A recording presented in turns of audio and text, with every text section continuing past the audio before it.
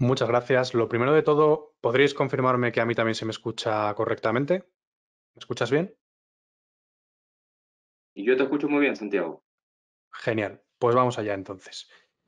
Bueno, lo primero de todo, para los que no me conozcáis, me presento. Mi nombre es Santiago Hernández. Actualmente trabajo como arquitecto de seguridad en BBVA. Y bueno, pues he desempeñado diferentes puestos relacionados con la seguridad de la información, pues en otras organizaciones, como por ejemplo Endesa o Telefónica, ¿vale? Concretamente en Eleven Patch. Y además, pues soy profesor de algunas universidades aquí en España, la Universidad Europea de Madrid, la Universidad de Castilla-La Mancha y también de ALDE Business School, concretamente en el máster que ha comentado mi compañero antes, de gestión de riesgos y ciberseguridad. Bien, una vez introducido, en este webinar de hoy vamos a hablar sobre un tema bastante interesante y que últimamente está sonando, pues yo creo que suena relativamente mucho dentro del panorama de la seguridad, y es cómo las técnicas de modelado de amenazas pueden complementar de alguna forma esos modelos más clásicos de gestión de riesgos que venimos utilizando ya durante mucho tiempo para pues bueno, gestionar en general la seguridad dentro de una organización. Bien, vamos a comenzar. Fijaros, esto que os muestro aquí es un poquito la manera en la que el NIST concretamente es el Instituto Nacional de Estándares Tecnológicos, divide las diferentes fases del proceso de gestión de la seguridad de la información en general, ¿vale? Como todos sabemos, pues la seguridad de la información o este proceso es algo recurrente, es algo iterativo, tenemos que iterar sobre diferentes fases de manera constante, no es algo que apliquemos una serie de controles y ya nos olvidemos, sino que es un proceso que tenemos que aplicar de manera iterativa. Y en muchos otros webinars ya hemos hablado sobre estas tres fases que vemos aquí bastante en detalle, ¿no? Sobre esta fase de detección, esta fase de respuesta y esta fase de recuperación. Concretamente hemos hablado sobre centros de operaciones de seguridad, sobre SOCs, hemos hablado sobre respuesta a incidentes. Todos estos webinars están publicados en la página de ALDE y también los tenéis en YouTube. Bien, pues hoy precisamente venimos a tratar esas dos cajitas, esos dos componentes del proceso que no habíamos visto previamente en ningún caso. Y es esa fase de identificación y de protección, ¿vale? Hemos visto cómo detectar cuando estamos sufriendo un incidente de seguridad, cómo responder ante ese incidente, incluso cómo recuperarnos, pero no hemos visto cómo establecer controles de seguridad para prevenirlo, ¿de acuerdo? Y concretamente, más que cómo establecer esos controles, lo que vamos a ver es la manera en la que podemos identificar dónde establecer esos controles, qué controles establecer y cómo utilizar los recursos que tenemos a nuestra disposición de manera eficiente para aplicar los controles en los sitios indicados y no malgastarlos aplicándolos quizá en sistemas que, aunque pueden presentar pues, vulnerabilidades o fallos de seguridad, realmente el riesgo que tienen no es tan alto, ¿vale? Bien, para continuar un poquito sí que me gustaría hacer mención a lo que son las metodologías de análisis de riesgos más clásicas. Aquí os he puesto algunas pinceladas sobre estas metodologías. Este webinar no va de esto y por lo tanto tampoco quiero extenderme en ellas, pero sí que creo que es importante que entendamos la relación que tienen las metodologías de gestión de riesgo con las metodologías de modelado de amenazas que vamos a ver a lo largo de esta presentación, ¿vale? Fijaros, mucha gente cuando ve el tema del modelado de amenazas, del threat modeling, se piensa que vienen a sustituir a las metodologías clásicas de análisis de riesgos, cuando la realidad es que no vienen a sustituirlas, sino a complementarlas. La parte de modelado de amenazas complementará de manera pues bastante potente, enriquecerá mucho a metodologías o a frameworks de análisis de riesgo clásicos que venimos utilizando. Fijaros que normalmente cuando hablamos sobre análisis de riesgos, cualquier metodología que existe, que hay un montón, pues normalmente este tipo de metodologías consideran múltiples facetas o múltiples factores, como por ejemplo los activos, ¿no? Cuando lo aplicamos sobre una organización, lógicamente los activos es lo que queremos proteger. Incluso hablan de amenazas, muchas de ellas, en general de manera bastante superficial, pero bueno, se tienen en cuenta las amenazas, hablan de vulnerabilidades, ¿no? Y por supuesto de controles de seguridad, tanto los que están ya implantados como los que se implantarán una vez que determinemos el nivel de riesgo para tratar de reducirlo. Concretamente, todos estos factores, ¿no? Activos, amenazas, vulnerabilidades, controles, se evalúan de manera conjunta con este tipo de metodologías de análisis de riesgo y junto con una serie de variables, estas variables yo las he puesto de manera genérica, que son la probabilidad y el impacto, ¿de acuerdo? La probabilidad de que sucediera un incidente de seguridad o un evento de seguridad y el impacto que tendría a nivel pues, corporativo, económico, reputacional, lo que sea, una vez que suceda, se evalúa el nivel general de riesgo, ¿de acuerdo? Esto es lo que está un poquito sobre papel de manera súper genérica, 2 pinceladas sobre metodologías de análisis de riesgo clásicos. Lo que pasa es que la realidad, cuando nosotros vamos a una empresa, ya sea una organización pequeña o mediana o incluso más grande, pues la realidad es que normalmente cuando vemos la manera en la que se establecen estos controles de seguridad, la manera en la que, bueno, se realizan estos análisis de riesgos, ¿no? Pues normalmente suelen venir motivadas por dos componentes fundamentales, ¿vale? Por un lado, suelen venir motivados los controles de seguridad que se ponen o los análisis que se hacen por requisitos de cumplimiento. Este suele ser uno de los drivers fundamentales que, bueno, pues obligan a las empresas a establecer ciertos controles de seguridad. Y por otro lado, vulnerabilidades que se hacen públicas y que existen en los sistemas de esa organización y que tratamos de remediar, ¿no?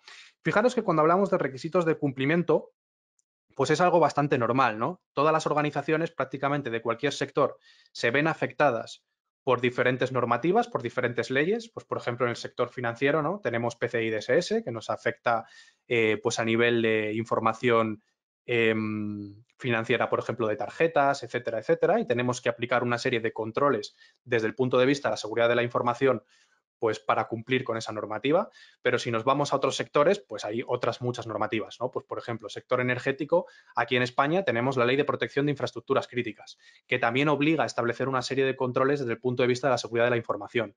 Tenemos GDPR para la protección de datos. Bueno, hay una serie de normativas que obligan a las organizaciones ya a establecer una serie de controles y que normalmente suelen ser los drivers, suele ser lo que impulsa a que se establezcan pues diferentes medidas y que haya un estado de seguridad en esa organización. Fijaros que incluso muchas otras, aunque no tengan una normativa específica que les aplique, pues quieren cumplir con una normativa para decir que ellos tienen un cierto nivel de seguridad, ¿no? Pues, por ejemplo, normativas como la ISO 27001, hay muchas organizaciones que quieren certificarse en ISO 27001 para que de alguna forma pueden decir que esa organización garantiza un cierto nivel de seguridad. Bien, ¿cuál es el problema que tiene gestionar toda la seguridad, ¿no? Establecer las medidas, los controles, etcétera, en base a normativas, ¿no? Como puede ser la ISO, como puede ser cualquier otra. Tiene varios problemas. El fundamental, por lo menos desde mi punto de vista, es que muchas veces proporciona como una falsa sensación de seguridad, ¿no? Fijaros que al final la ISO 27001 es una normativa estándar que pueden aplicar un montón de organizaciones, pueden coger los controles que aparecen ahí y aplicarlos. Sin embargo, cada organización es completamente diferente. Esto es algo que yo suelo decir mucho. Un mismo sistema o un mismo entorno tecnológico con ciertas vulnerabilidades, ¿de acuerdo? Ese mismo entorno tecnológico con esas mismas vulnerabilidades en una organización puede presentar un riesgo que sea completamente diferente a el que puede tener eso mismo en otra organización. ¿Por qué? Pues porque hay organizaciones que se ven expuestas a un tipo de amenazas y hay otras que se ven expuestas a otras amenazas completamente diferentes. Y el riesgo, al final, va a depender muchísimo de que esa amenaza, de alguna manera, pueda explotar esas vulnerabilidades para sacar provecho, ¿vale?, del activo que las contenga. Por lo tanto, aunque yo tenga un entorno tecnológico o un sistema con vulnerabilidades, pero que no está expuesto a un gran número de amenazas, pues eso presentará menos riesgo que lo que puede tener en otra organización que sí está expuesto a un número elevado de amenazas. Fijaros que si nosotros pensamos en esto, pues lógicamente una normativa no tiene mucho en cuenta este tipo de cosas y nos dirá que para esos dos sistemas que son iguales y que tienen las mismas debilidades, apliquemos una serie de controles que probablemente sean los mismos. Con lo cual, probablemente en uno que se ve muy expuesto, el nivel de seguridad que tenga sea menor porque has aplicado una serie de controles estándar que en el otro en el que no estás tan expuesto, con lo cual hay una falsa sensación de seguridad. Por otro lado, también es interesante cuando nosotros evaluamos el estado de madurez en seguridad de una organización, si lo hacemos en base a normativas, muchas veces vemos cómo el resultado de un control suele evaluarse con un resultado binario, es decir, cumple el control o no cumple el control. Cuando es algo que ciertamente, y si se piensa un poco en profundidad, pues tampoco tiene demasiado sentido, ¿no? Al final, creo que ya es redundante decir que la seguridad 100% no existe y por lo tanto tampoco podemos decir que un sistema, si le aplicamos todos los controles que aparece, por ejemplo, en una normativa, ese sistema ya va a ser 100% seguro, ¿vale? Eso no es así, porque precisamente por lo que he comentado anteriormente. Con lo cual, ¿cómo debería de hacerse esto? Pues probablemente como debería hacerse es una vez que aplicamos ese control, lógicamente estamos mitigando el riesgo en un porcentaje y deberíamos de evaluarlo como un valor continuo, ¿no? Como un número pues que no puede ser 0 o 1, tiene que ser un número pues que tenga decimales, por decirlo así. No podemos decir que está seguro al 100%, sino estará seguro en un porcentaje o habrá mitigado el riesgo en un porcentaje y quedará cierto riesgo residual, ¿vale?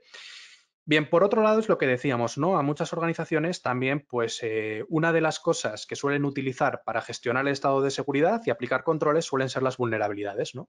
Y normalmente vulnerabilidades a un nivel relativamente bajo, o sea, vulnerabilidades que tienen los sistemas o incluso el código fuente de los sistemas, se lanzan una serie de análisis, de escáneres, salen un informe de vulnerabilidades, esas vulnerabilidades normalmente vienen asociadas con un riesgo, pues tienes de riesgo alto, riesgo muy alto, riesgo bajo.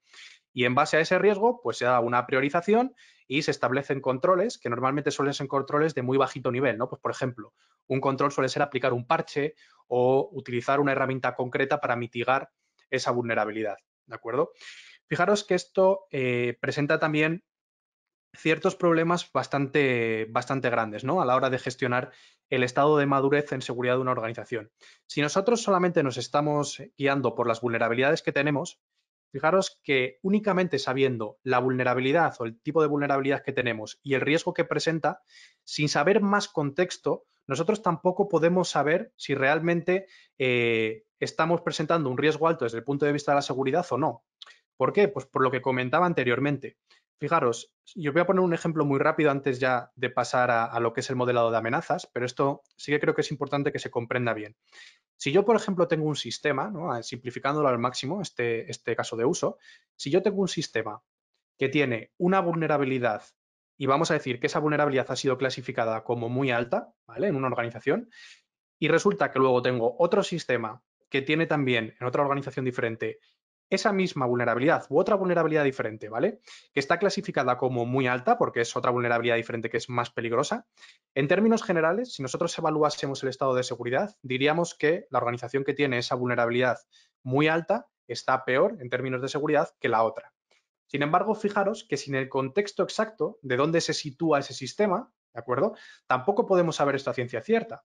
Imaginad que el sistema que tiene la vulnerabilidad alta se encuentra en la red interna de la organización, con lo cual el entorno de amenazas que tiene es muchísimo menor que si se encontrase, por ejemplo, expuesta a una red externa, una red no confiable, como podría ser Internet. Imaginad que la otra empresa, la que tiene una vulnerabilidad que es de riesgo alto, no muy alto, sino alto, se encuentra expuesto a Internet, ¿de acuerdo? Aunque una empresa tiene una vulnerabilidad más alta, por el entorno de amenazas al que se ve expuesto el sistema que la tiene, su riesgo es menor, ¿de acuerdo? Y la otra organización que tiene una vulnerabilidad más baja, porque no es tan alta como la otra, pero ese sistema sí se encuentra expuesto a un entorno de amenazas muchísimo mayor, como puede ser Internet, entonces realmente el riesgo es muchísimo mayor, ¿vale? Entonces, fijaros cómo realmente evaluar el estado de seguridad con KPIs, como por ejemplo el número de vulnerabilidades que tenemos por sistema y la criticidad de estas vulnerabilidades, es algo que sin el contexto exacto de qué tipo de sistemas son, qué información contienen, dónde se encuentran, a qué amenazas se ven expuestos, no podemos dar un valor que sea realista, ¿vale? Bien, pues un poquito por todos estos motivos que he comentado, ¿de acuerdo? Pues todos estos enfoques que se llevan a cabo, de alguna manera, lo que yo considero es que impiden un poquito a las organizaciones centrarse en lo que probablemente sea el elemento más crítico de la gestión de riesgo, ¿vale? Que son las amenazas, ¿vale? Las vulnerabilidades son importantes, los controles son importantes, pero las amenazas son todavía más importantes, ¿de acuerdo? Porque son lo que determinarán si una determinada vulnerabilidad tiene sentido invertir recursos para aplicar un control o no, ¿vale? Bien, vamos a ver un poquito más en detalle en qué consiste todo esto.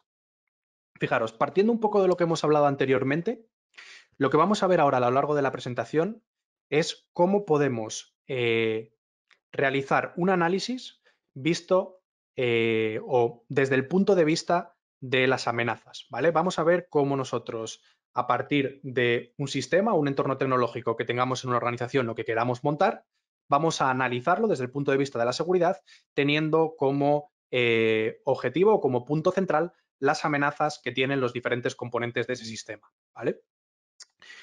Antes de comenzar un poquito a hablar sobre el modelado de amenazas en sí mismo, es importante comprender tres conceptos, ¿vale? Estos tres conceptos tenemos que tenerlos muy claros y son la diferencia que hay entre amenaza, ataque y vulnerabilidad, ¿vale? Muchas veces se confunden algunos términos y realmente son bastante diferentes. Lo que yo os he puesto aquí es un esquema que he hecho, ¿vale? Que creo que puede representar bastante bien diferentes conceptos importantes dentro de las técnicas de modelado de amenazas.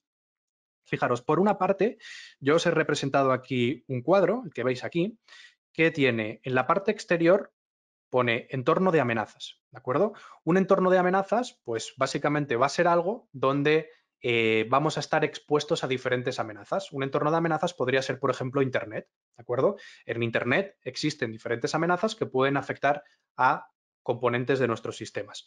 Dentro de los entornos de amenazas vamos a tener amenazas, ciertamente, y dentro de las amenazas lo que tenemos son fuentes de amenazas. Es decir, por un lado tenemos lo que se llama actor o agente de amenaza y por otro lado tendríamos eventos que podrían ser, por ejemplo, eventos accidentales.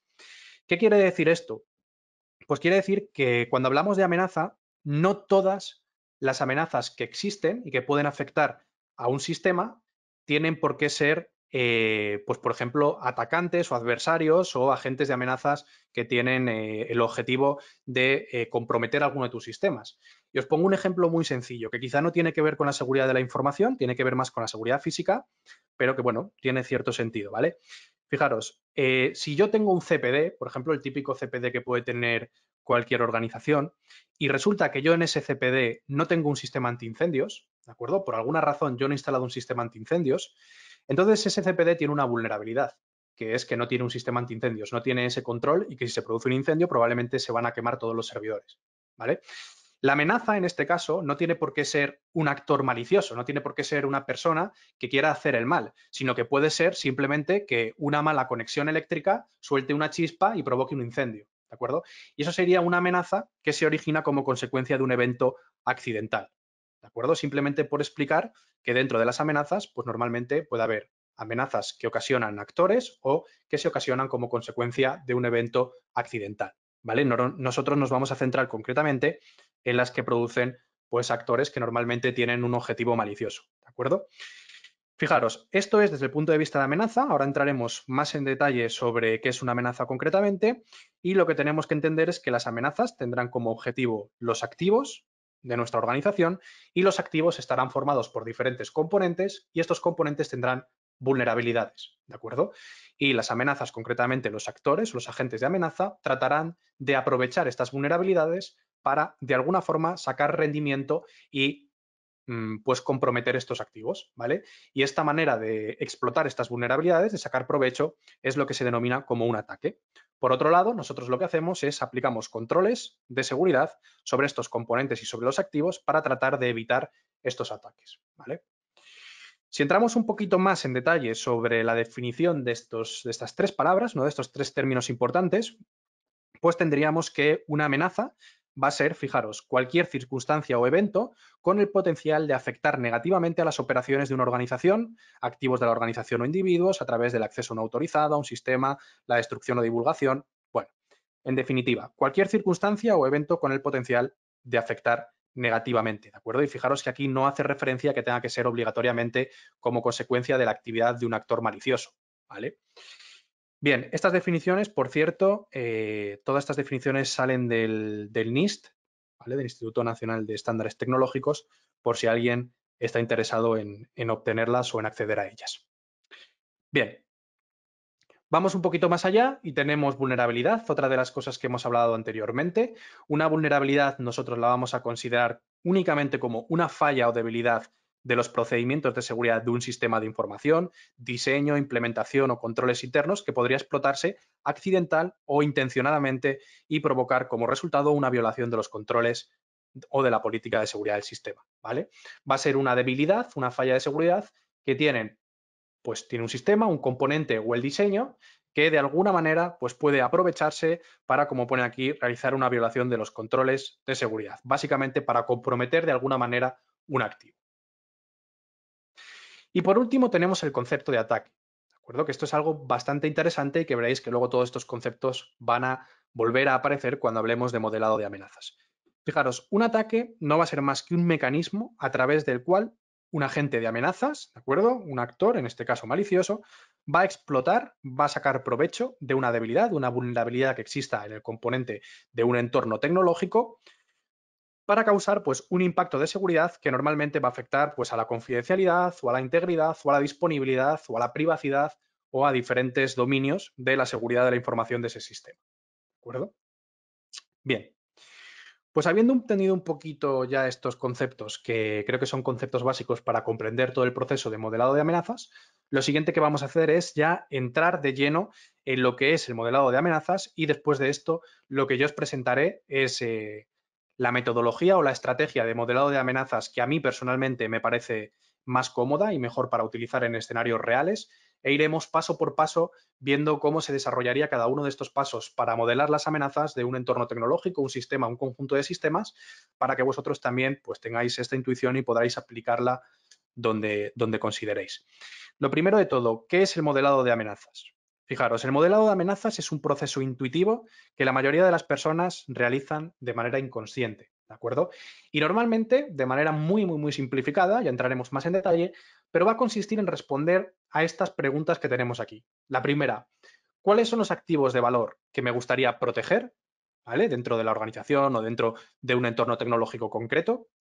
¿Cuáles son sus aspectos más vulnerables? Es decir, ¿cuáles son las vulnerabilidades de estos activos y de sus componentes?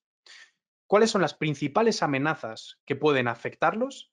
Es decir, ¿a qué entorno de amenazas se encuentra expuesto este activo? Dentro de ese entorno, ¿qué amenazas existen? Y con esas amenazas, ¿qué probabilidad, en función de las capacidades que tienen, habría de que explotaran las vulnerabilidades que tienen los componentes o los sistemas que me gustaría proteger para tomar o para explotar o para, de alguna manera, tomar ventaja de estas vulnerabilidades? ¿Vale? Y por último, la última pregunta, que sería si he realizado el análisis completo o si por el contrario estoy pasando algo por alto. Esto es exactamente igual que lo que vendría a ser gestionar la ciberseguridad o la seguridad de la información en una organización. Es un proceso continuo e iterativo y esto es exactamente lo mismo, ¿de acuerdo? Normalmente hay que iterar sobre las fases del proceso y muchas veces volver a fases anteriores para realizar de nuevo un análisis porque nos damos cuenta de que nos hemos dejado algo o hemos pasado algo por alto. Bien, ¿cuál va a ser el objetivo fundamental de la realización de un proceso de modelado de amenazas? ¿De acuerdo? Fijaros, va a ser proporcionar una articulación clara y completa de los activos, amenazas y ataques, y esto es muy importante, para facilitar la determinación del nivel de riesgo, no para determinar el nivel de riesgo propiamente, porque no es un framework de análisis de riesgos como tal, sino para facilitarlo. Nos va a ayudar a que nosotros digamos, pues el riesgo de este activo es tanto, y de manera mucho más real y mucho más acorde con lo que es la realidad y con lo que es el entorno de amenaza real al que nos vemos expuesto a día de hoy. ¿Vale? Y también, por supuesto, para la toma de decisiones estratégicas en cuanto a la inversión de recursos para implementar controles de seguridad o no, soluciones de seguridad o no, en determinados activos. ¿De acuerdo? Vamos a aplicar una solución transversal, vamos a aplicar una solución concreta, este tipo de solución, otra solución, vamos a invertir recursos en proteger este entorno de aquí o no, ¿de acuerdo? Todo dependerá un poco de esas amenazas a las que se ve expuesto.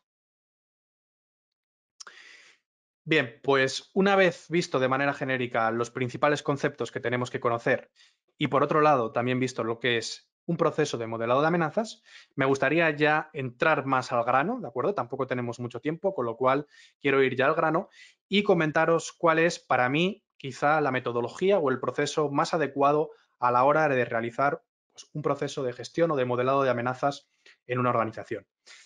Fijaros, cuando vosotros busquéis modelado de amenazas o threat modeling en Google, pues os van a aparecer un montón de herramientas, un montón de metodologías, de frameworks que existen para realizar este tipo de procesos.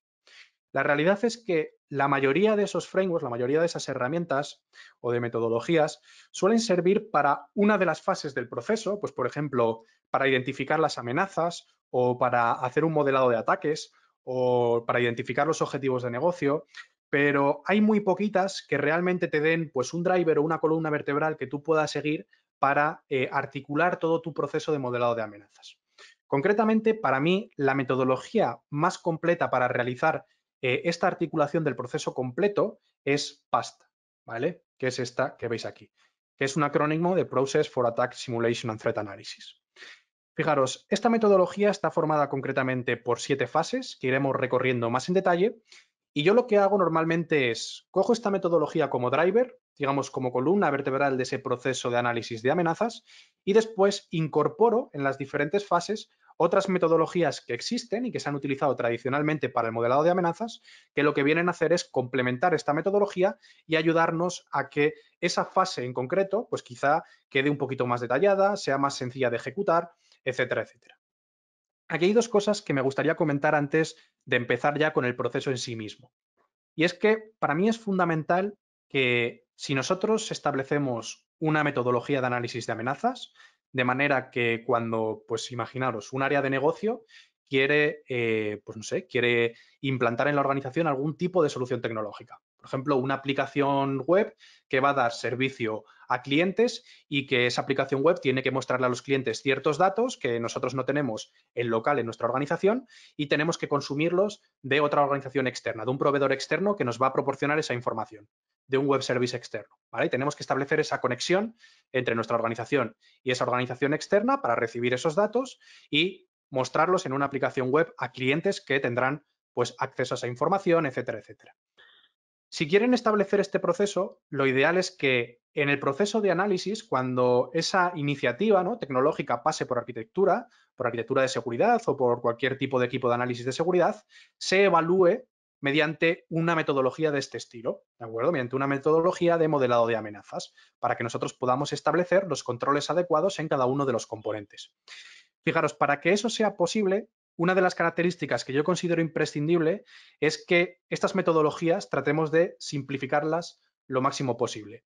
Es decir, tienen que ser fases que estén bien estructuradas, que estén bien documentadas, pero que sean simples y que cualquier persona o personas que tengan conocimientos no muy avanzados de seguridad puedan ejecutar y rápidamente puedan ir fase por fase hasta que lleguen a unas conclusiones que sean pues, conclusiones realistas y accionables, ¿no?, que nos devuelva información que podamos utilizar. Para ello creo que es fundamental, lo primero, que si se establece este tipo de proceso se documente bien, ¿de acuerdo? Tenemos que seguir una metodología y documentarla.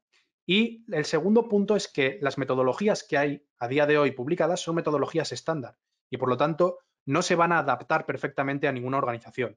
Tenemos que cogerlas y también adaptarlas un poquito a nuestras necesidades. Yo concretamente os voy a enseñar esta metodología como columna vertebral porque es lo que mejor se adapta a mí y también las herramientas que yo utilizo en cada una de sus fases, que muchas de ellas forman parte de otras metodologías de análisis de amenazas. ¿De acuerdo? Bien, pues vamos a comenzar un poquito con la metodología PASTA, con cada una de sus fases y con qué es lo que vamos a hacer en cada una de sus fases para realizar este modelado de amenazas. Bien, esto que veis aquí son las diferentes fases que componen la metodología PASTA de manera, digamos, estándar, ¿de acuerdo? Estas son las fases estándar que nosotros ya veréis que yo voy modificando, bueno, no modificando como tal, pero sí interpretando algunas de las cosas que se hacen y proponiendo herramientas y soluciones para aplicarlas, ¿vale? Por un lado, tenemos una fase muy clara de definición de los objetivos. Pensad en el caso que yo os he propuesto anteriormente, ¿no? Vamos a utilizar, realmente esta metodología se puede aplicar a diferentes niveles para evaluar el estado de un entorno pequeño, grande o muy grande, pero pensad en el caso anterior, ¿no? Viene una iniciativa tecnológica desde cualquier área de negocio que tiene como objetivo implantar una nueva aplicación web que va a dar servicio a clientes y esa aplicación va a necesitar consumir datos de otra organización o de otra empresa externa, ¿de acuerdo? Viene esa iniciativa. Y lo primero, lógicamente, que vamos a tener que hacer, como en cualquier otra cosa, es definir pues, los objetivos que tiene a nivel de negocio, a nivel de compliance, a nivel de cumplimiento normativo, etcétera, etcétera, el impacto que tiene para el negocio y demás. Este es el primer punto que nos propone la metodología PASTA dentro de esa manera de modelar amenazas, ¿vale? Lo siguiente que nos dice es, hay que definir el entorno, perdón, el alcance técnico, ¿vale? Hay que definir hasta dónde llega, qué es lo que se quiere hacer técnicamente con ese sistema o con ese entorno tecnológico. Una vez que tenemos definido este alcance técnico, tenemos que descomponer la aplicación. No es una descomposición a bajísimo nivel de lenguajes de programación, no, no, no. Es una descomposición del sistema o del entorno tecnológico en componentes fundamentales, en componentes principales. Servidor de aplicación web o aplicación web, conexión con web service de empresa externa, base de datos, algo muy genérico, ¿de acuerdo? Y una vez que tenemos esta descomposición de los componentes, entonces es cuando hacemos el análisis de amenazas, ¿de acuerdo? Estudiamos el entorno de amenazas al que se ve expuesto cada uno de los componentes y analizamos las amenazas que están dentro de ese entorno y la probabilidad en función de las capacidades que pueden tener que tendrían de alguna forma afectar a dicho componente, ¿de acuerdo?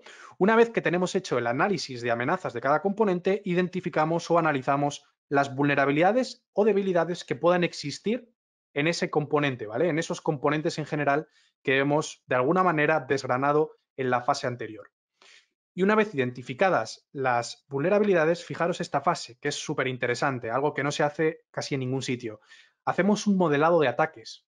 Es decir, cogemos un framework o una librería de ataques, que yo os voy a enseñar cuál es la que a mí me resulta más interesante, y modelamos ataques de manera que podamos evaluar de manera teórica si esas amenazas que nosotros hemos identificado y esas vulnerabilidades están correctas o si nos hemos dejado algo por el camino, ¿vale? Y una vez que hemos hecho todo esto y tenemos este modelado, es cuando ya hacemos la evaluación del riesgo. Utilizamos toda la información que tenemos para evaluar el riesgo, el impacto, la probabilidad de que ocurra, etcétera, etcétera, ¿vale? Es donde entraría ya la fase más clásica de análisis de riesgo. Bien, pues vamos a empezar por la primera fase.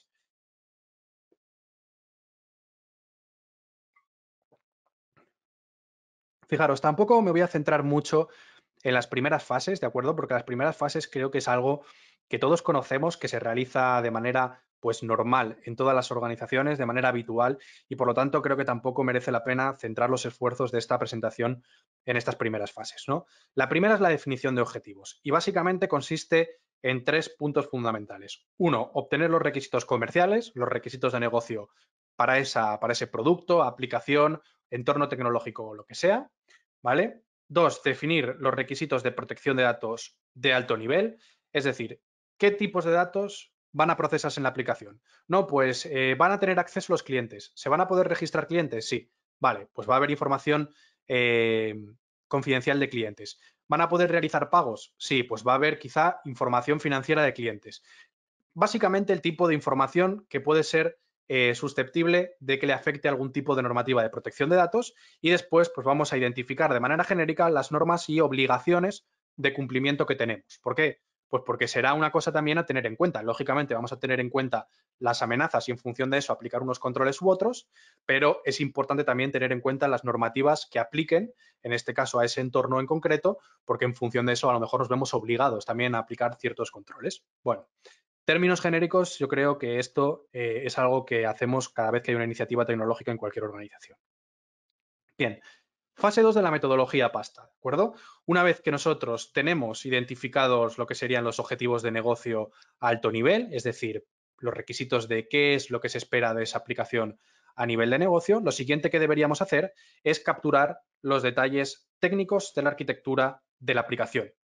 Y fijaros que en muchas ocasiones tanto la primera fase como la segunda fase que vemos aquí puede que no nos corresponda a un equipo de seguridad, porque son fases que probablemente pues tengan más que ver con equipos, por ejemplo, de soluciones tecnológicas, ¿no? De arquitectura de soluciones, porque esto al final consiste en base a esos requisitos de negocio que me han proporcionado, lo que yo voy a hacer es establecer una serie de componentes tecnológicos que me habilitarían la realización de todos esos requisitos que me están proponiendo desde negocio.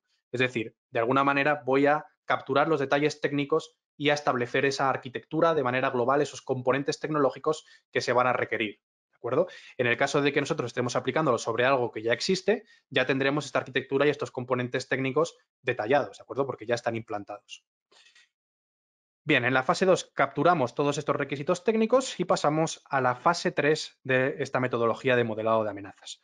Fijaros, esta fase ya sí que me parece bastante más interesante y creo que, bueno, pues creo que merece la pena centrarse un poquito en ella. Fijaros, en esta fase nos dice que descomponemos la aplicación, ¿de acuerdo? Descomponemos quizá esos requisitos técnicos que ya hemos extraído de la fase anterior.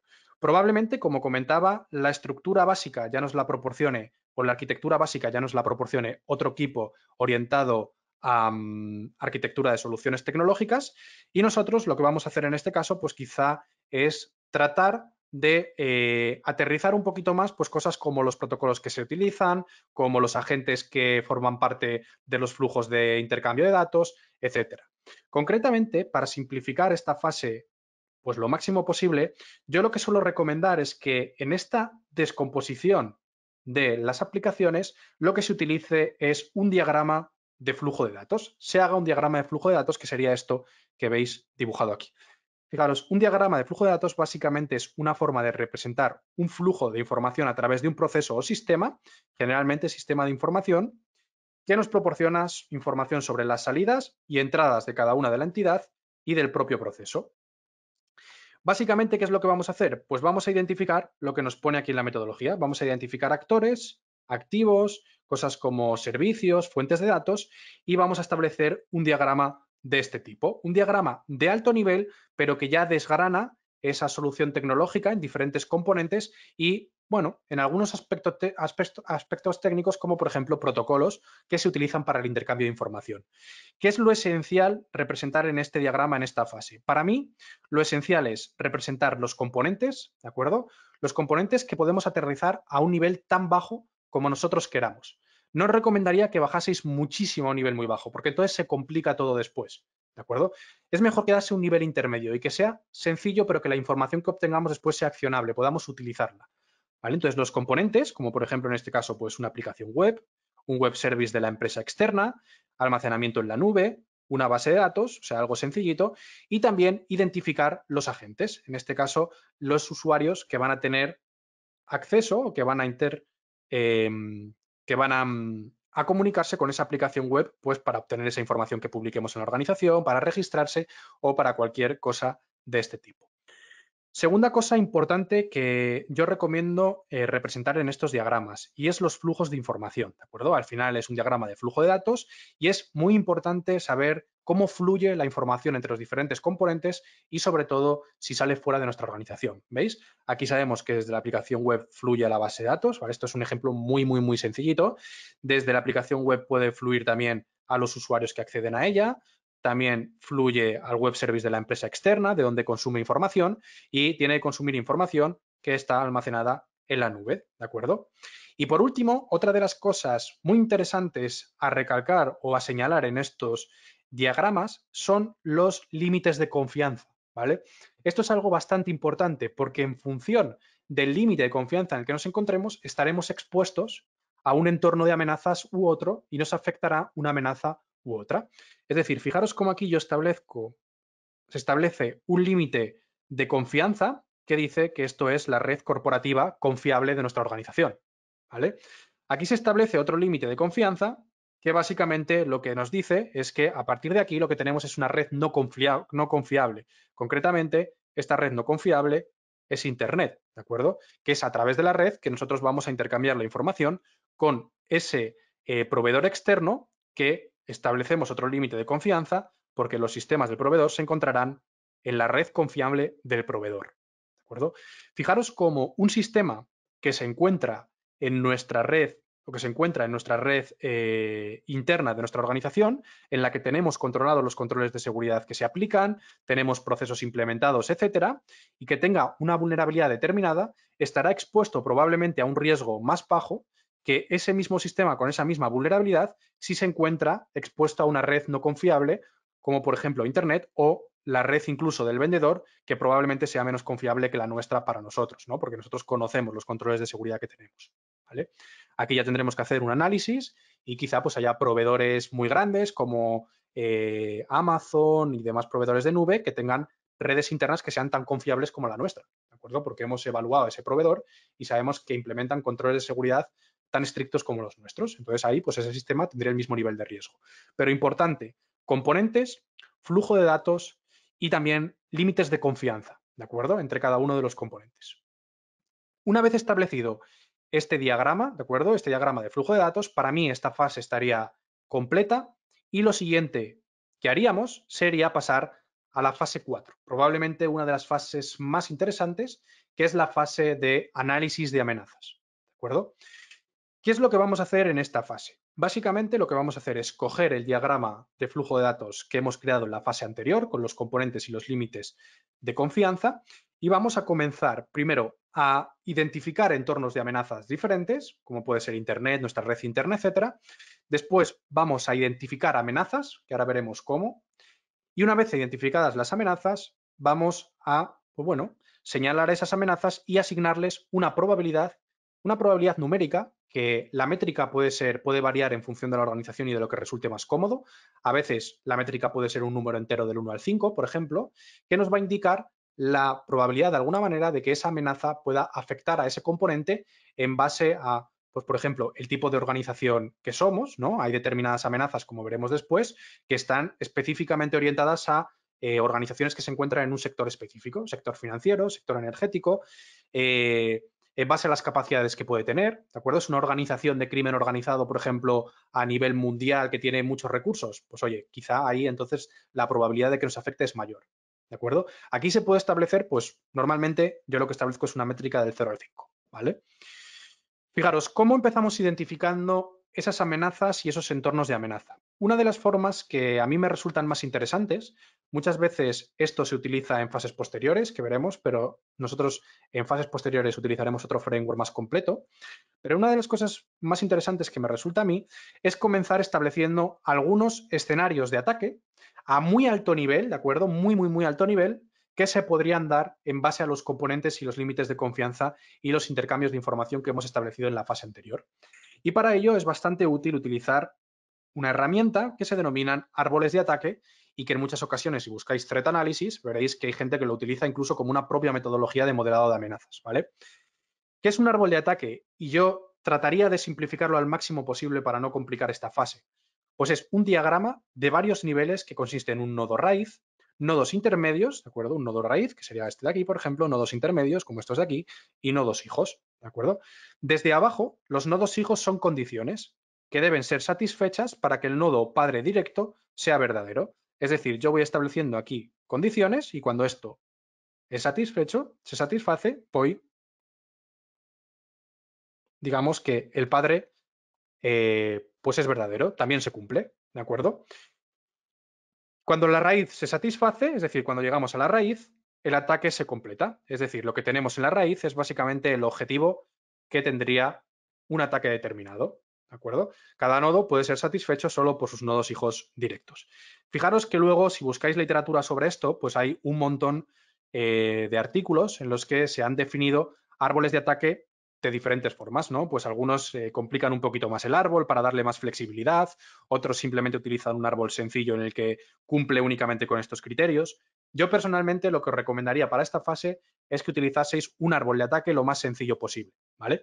Y comenzaseis pues a establecer ataques o posibilidades que a vosotros os ocurran que sean muy genéricas, ¿no? Pues por ejemplo, esta puede ser un objetivo de ataque o un ataque final pues bastante genérico, ¿no? Obtener privilegios de administración en, pues no sé, del esquema que hemos visto anteriormente, pues por ejemplo, obtener privilegios de administración en nuestra base de datos, ¿de acuerdo?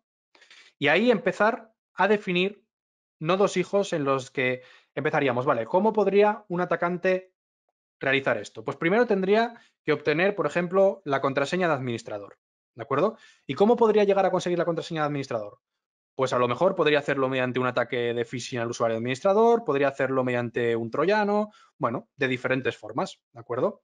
Fijaros que nosotros vamos estableciendo así algunas condiciones genéricas, muy genéricas, tampoco merece la pena invertir muchísimo esfuerzo en esto, porque el objetivo de los árboles de ataque es que nos ayuden después a seleccionar las amenazas a las que se va a ver expuesto cada uno de esos componentes en base al entorno de amenazas en el que se encuentra. ¿De acuerdo?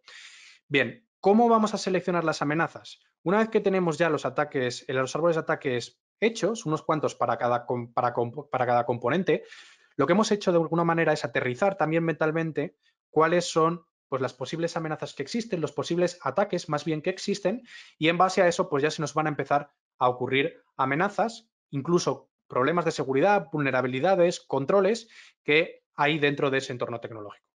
Fijaros, ¿cómo vamos a, una vez hechos estos árboles de ataque, a identificar las amenazas? Pues igual que os comentaba anteriormente, existen diversos frameworks, diversas librerías que nos listan una serie de amenazas, ¿de acuerdo? Que nosotros podemos utilizar después, pues, de manera estándar para complementar esta fase. Concretamente, el framework que yo os pongo aquí se denomina Stride, ¿vale? que si os fijáis es un acrónimo de cada una de las amenazas que lista este framework. Este framework tiene algunas amenazas muy genéricas, como puede ser el spoofing, tampering, repudio, que bueno, afectan a diferentes dominios de la seguridad, a los principales dominios como la autenticidad, integridad, no repudio, confidencialidad, disponibilidad y autorización. Son amenazas muy genéricas y no son muchas, ¿de acuerdo? Es posible que alguno de vosotros diga, bueno, pues yo quiero una librería un poco más extensa, con más amenazas. Pues no hay problema, ¿vale? Sin embargo, yo sigo insistiendo en que hay que tratar de simplificar el proceso, porque son muchas fases y cuanto más compliquemos las fases, digamos que más complejo es todo el proceso, al final más difícil es obtener los resultados finales y como consecuencia muchas veces menos útil es la información que obtenemos del proceso. ¿De acuerdo? Por ejemplo, este framework concreto, Stripe, nos proporciona una serie de amenazas muy bien identificadas, son muy poquitas y son muy fáciles de entender. ¿De acuerdo? Aquí tenéis las definiciones en español. Por ejemplo, si nos metemos a una amenaza como puede ser esta, tampering, que afecta a la integridad, nos dice un atacante intenta modificar los datos que intercambia entre su aplicación y un usuario legítimo o cualquier otro sistema, ¿no? Bien, fijaros que yo, por ejemplo, puedo haber puesto aquí como uno de los árboles de ataque, uno de los objetivos de los atacantes en este sistema que vemos aquí, pues podría haber sido, por ejemplo, modificar la información que se transmite desde el web service a mi aplicación web para que los clientes vean una información que no deberían estar viendo y realicen una acción que no deberían. Pues, por ejemplo, que se autentiquen en una aplicación web que no es, ingresen sus datos bancarios en una aplicación que no es, cualquier cosa, ¿vale? Fijaros, cuando yo evalúo la amenaza, digo, vale, pues aquí concretamente existe una amenaza, nos encontramos además en una red no confiable porque nuestro límite de confianza está aquí y nos dice que a partir de aquí es Internet. Con lo cual, esta comunicación se encuentra en una red no confiable. Aquí el entorno de amenazas pues engloba muchas amenazas y entre ellas tendríamos amenazas de tampering, ¿no? De que un agente malicioso nos manipule esa información. Fijaros que yo ya puedo ver claramente que tal y como se ha definido esta arquitectura está utilizando un protocolo que es HTTP. Este protocolo de intercambio de información es un protocolo cuya información no va cifrada, no garantiza ni la integridad, ni la confidencialidad, ni ningún tipo de medida de este estilo. Y por lo tanto, aquí habría un problema muy grande de seguridad. O sea, en este diseño aquí hay un riesgo muy elevado por las amenazas a las que se ve expuesta, el entorno al que se ve expuesto y la situación concreta, ¿de acuerdo? El contexto. Bien, vamos identificando un poquito amenazas para cada uno de nuestros componentes siguiendo esta misma lógica y una vez que hemos establecido las amenazas para cada uno de nuestros componentes, pasaríamos a la siguiente fase del proceso de modelado de amenazas y es, bien, tenemos establecido los intercambios de información, hemos incluso ya modelado algunos ataques en nuestra cabeza para hacernos la idea de qué amenazas podrían afectar. Tenemos identificadas amenazas de alto nivel que podrían afectar con una probabilidad, ¿de acuerdo? Fijaros que en este caso, lo que yo os he comentado del protocolo HTTPS, por el entorno de amenazas en el que está, por el tipo de protocolo que es, etcétera, esta amenaza probablemente tendría una probabilidad muy alta. Tendría, si estamos evaluando del 0 al 5, tendría 5, ¿de acuerdo? Entonces, una vez que tenemos eso evaluado, lo siguiente que hacemos es, vamos a analizar las debilidades que existen en los componentes de ese sistema o ese entorno tecnológico que hemos diseñado mediante ese diagrama de flujo de datos. ¿Y cómo vamos a hacerlo? Pues vamos a hacerlo a diferentes niveles, ¿de acuerdo? Por un lado, vamos a hacerlo a nivel de diseño. Vamos a evaluar, pues, por ejemplo, lo que yo he dicho antes, ¿no? Oye, ¿qué protocolo está utilizando para intercambiar información? A nivel de diseño, ¿no? ¿Qué tal está diseñado? ¿Tiene sentido? Yo he visto aquí varias amenazas que surgen como consecuencia de que se necesita una conexión por una red no confiable hacia un proveedor externo. Ese proveedor externo no podría, o nosotros no podríamos de alguna manera mantener esos datos dentro de nuestra red confiable. Bueno, son cuestiones que hay que plantear, ¿no? O ese proveedor externo, hemos estado evaluando sus medidas de seguridad y consideramos que su entorno, concretamente, su límite de confianza, pues tiene bastantes amenazas que pueden afectarle. No podríamos cambiar de proveedor a uno que tenga una infraestructura más segura. Ahí hay una serie de cuestiones que ya nos empezamos a plantear y concretamente lo que tenemos que empezar a identificar es no solamente a nivel de diseño, que es lo que estoy comentando, por ejemplo, lo que identificó anteriormente del protocolo HTTP sería un fallo a nivel de diseño. Utilizamos un protocolo inseguro para intercambiar información que luego mostramos a clientes. Eso es, y además por una red no confiable como es Internet, ¿de acuerdo?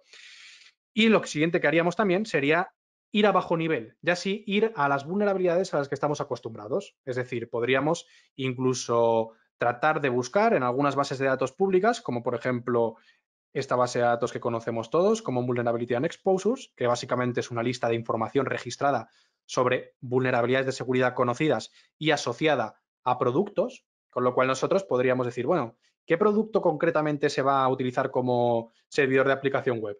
Este producto.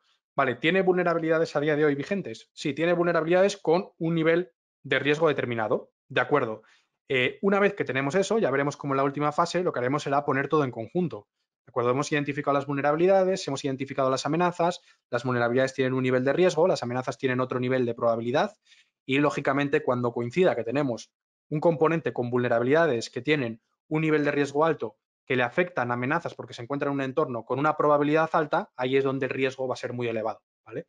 Entonces, esta es la fase de entrar ya en detalle en cada uno de los componentes y hacer ese análisis de qué vulnerabilidades tienen, qué debilidades tienen a nivel de componente y a nivel de diseño general, ¿de acuerdo? Bien, y una vez que hemos hecho todo esto, que podríamos pensar que ya hemos finalizado, la metodología PASTA nos propone una cosa súper interesante, que es el modelado de ataques, ¿de acuerdo?